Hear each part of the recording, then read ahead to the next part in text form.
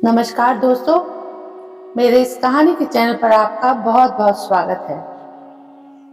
पता नहीं क्यों उठा लाई है इस नाच पीके को।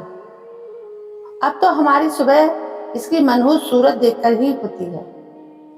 ममता की सुबह अपनी सास के इन्हीं शब्दों से होती थी। जिस दिन से ममता रघु को अपने घर लेकर आई थी, उसी दिन से उसकी सास की आंखों में वो लड़का खटकता था। ममता घर संभालने के साथ साथ अपना छोटा सा कैटरिंग का काम भी संभालती थी। उसके घर में पति, सास और बेटी के अलावा एक ऊपर की मदद के लिए नौकरानी भी थी। यूं तो उसको कोई तकलीफ नहीं थी अपने पति और सास से, पर रघु यानी राघव के आने से उनका व्यवहार बदल गया। उसको तिरस्कार की नजर से देखते थे और बात बात पर जलील भी करते थे। ममता से भी अब नाराज रहते थे। मौका देकर उसको कुछ ना कुछ सुनाई देते थे। उनकी 6 साल की बेटी प्रिया रघु को देखकर बहुत खुश हुई थी और उस 10 साल के बच्चे को पहली बार में ही रघु भैया मान लिया था। रघु उसी दिन से उसको छोटी बहन की तरह प्यार करता और उसका बहुत ध्यान रखता था। प्रिया रघु साथ में पढ़ते थे, खेलते थे। खेलने में कभी कोई बात हो जाए तो रघु प्रिया को प्यार से समझाता था, जबकि प्रिया अपने छोटे होने का फायदा उठाकर उससे लड़ाई भी कर लेती थी। प्रिया का रघु की तरफ प्यार और सम्मान देखकर दादी और पिता को बहुत बुरा लगता था। उन्होंने उसको रघु के खिलाफ भड़काना शुरू किया और उस मासूम बच्चे का मन रघु के खिलाफ होने लगा। वो हर बात पर उसका अपमान करती। ममता उसको प्यार से अकेले में समझाती तो वो थोड़ा बहुत तो समझ जाती थी, लेकिन माँ की व्यस्तता पर पिता और दादी की सोच भारी पड़ गई।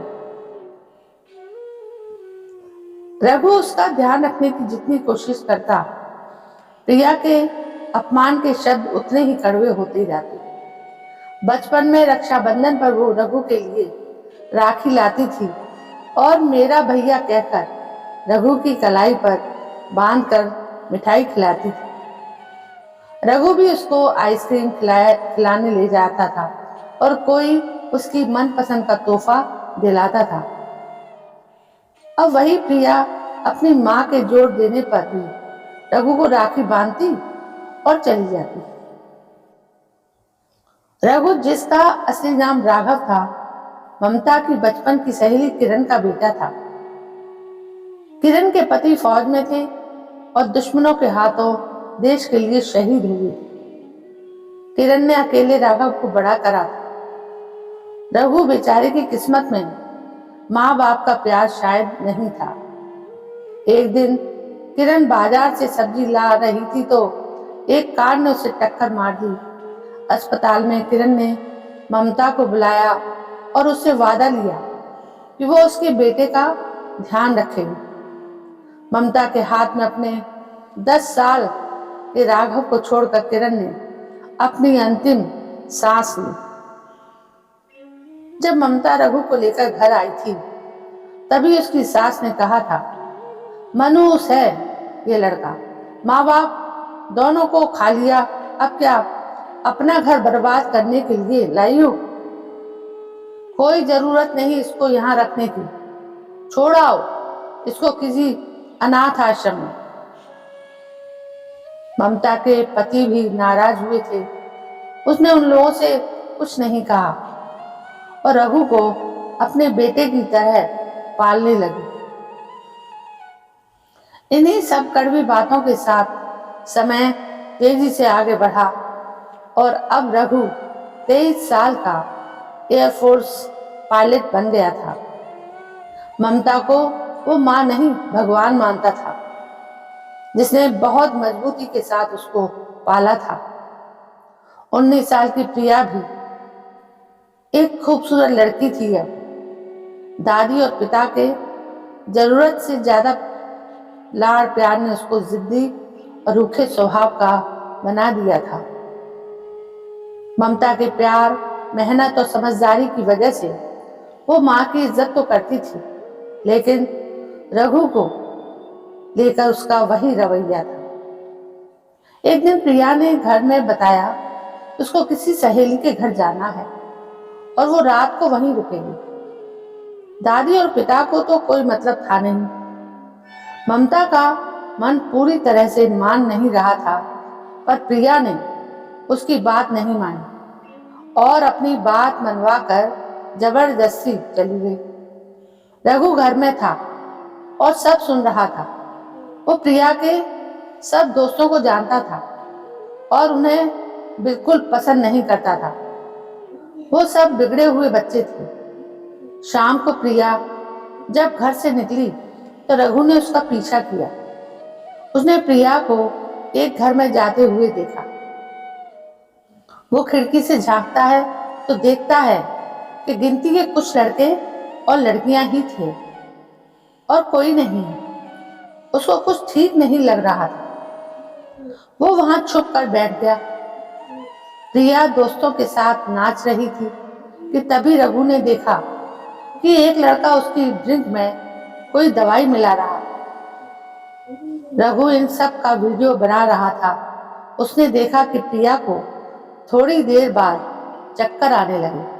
वो लड़का प्रिया को कमरे में ले गया और बेहोशी की हालत में प्रिया को पलंग पर लेटा दिया। जैसे ही उसने प्रिया के कपड़ों को छुआ, रघु ने उसके ऊपर हमला कर दिया और बहुत मारा। वो पहले ही पुलिस को उस पार्टी की खबर दे चुका था, इसलिए पुलिस वक्त रहते आ गई और उस लड़के को पकड़ कर ले गई। रघु ने किसी तरह से मिन्नत करके पुलिस को प्रिया को ले जाने से रोका। जब तक प्रिया को होश नहीं आया, वो वहीं बैठा रहा और माँ से झूठ बोलता रहा कि प्रिया अपनी सहेली के घर ही है।